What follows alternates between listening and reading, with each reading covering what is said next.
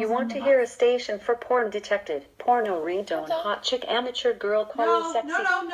No. Hey Siri. 11. Alexa. 11. Could you please repeat that? Fuck God! 27. Hey Siri, what's a metanarrative? A metanarrative is an overarching story that gives context, meaning, and purpose to all of life. It is the big picture that unites all smaller themes and individual stories. For example, in building a house, there are many workers doing many individual jobs. The blueprint is the big picture, aka the metanarrative that gives meaning to each contractor's work. However, each contractor is doing their own job, but it is involved in the larger scheme.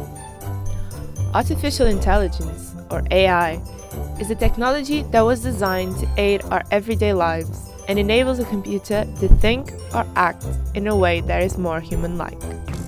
Hello, I am Baymax. Voice assistant technology has been around since the 1950s.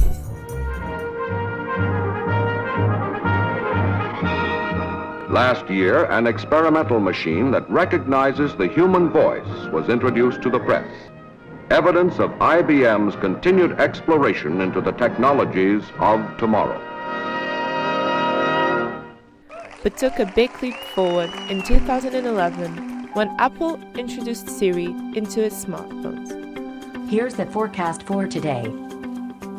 It is that easy. Voice assistance has since been integrated into smartphones, laptops, and speakers.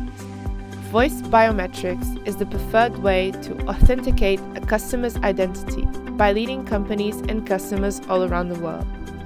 If the customer's voice snippet matches the one on their account, they're immediately verified. But how secure is voice recognition?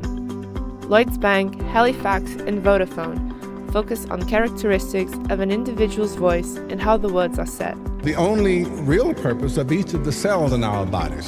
Unlike Siri, which focuses on what words are being said. However, this voice print has risks of being replicated, especially if it's published online. From 2017 to 2018, about 7 million HMRC users were misled into consenting their voice prints to be collected. Callers were told to repeat, "My voice is my password." It was then revealed this data was held by KCOM, a private company who did not specify how long they were going to keep the data for. Thus, it seems that there is a lack of transparency about how data is stored and what it's used for. Tell the truth. Most voice assistants, which are preset to female, tend to be obliging with a simple command like, "Hey." Hello, I'm here. Research released by UNESCO reflects that these systems typically have female names and voices: Apple Siri, Amazon's Alexa, Microsoft's Cortana. Its responses are often upbeat and polite, with an undertone of submissiveness. Hey Siri, you're dumb. Well, I'm still here for you. Even in reply to outright abusive queries, reinforcing the idea of women as subservient. Research shows that when people need help, they prefer to hear it in a female voice. Would you like your OS to have a male or female voice? Female, I guess. While they prefer a male voice when it comes to authoritative statements. Subject 3. Return to your tasks immediately.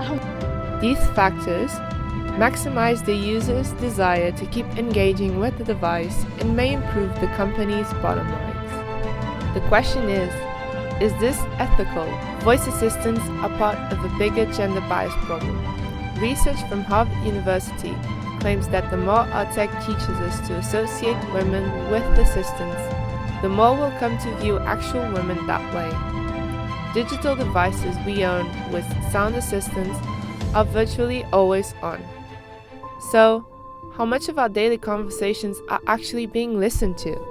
An Amazon consumer in Germany was mistakenly sent about 1,700 audio files from someone else's Echo, enough to provide him with information about the poor user and his location, as well as his girlfriends. In response, Amazon simply attributed this to human error. And it has always been due to human error. They have zero interest in wondering what the impact of those products will be. They frankly are not safe guardians of the data that they are collecting every day without us knowing, said a former Amazon worker.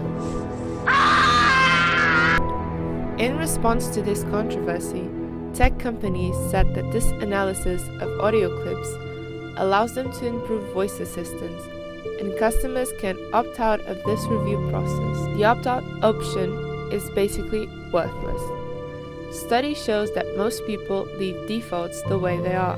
What Amazon is saying is that your privacy only matters if you're savvy enough to opt out. It should be opt-in instead.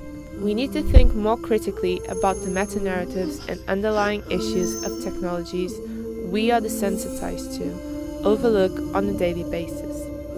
UX designers who will either contribute to the development of such products or work closely with the people who do, are equipped with the agency to ensure that ethical issues are considered when developing products that are consumed on a mass scale.